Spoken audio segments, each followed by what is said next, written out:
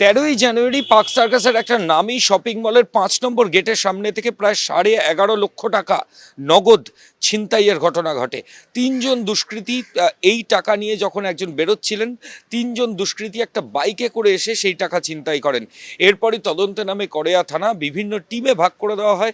মোবাইলের tower location, সিসিটিভির footage, বিভিন্ন সূত্র ধরে উত্তর 24 পরগনার শাসন এরিয়া থেকে তিনজনকে ফিক্স আপ করা হয় এবং তারপর গতকাল রাতে রাজারহাট মেন রোডে ডিরোজিও কলেজের সামনে থেকে একজনকে গ্রেফতার করা হয়। তাকে ইন্টারোগেট করে আরও দুজনকে পুলিশ আধিকারিকরা অ্যারেস্ট করেন এবং এই লুট হওয়া টাকা সেটা পুলিশ আধিকারিকরা রিকভারি করেন।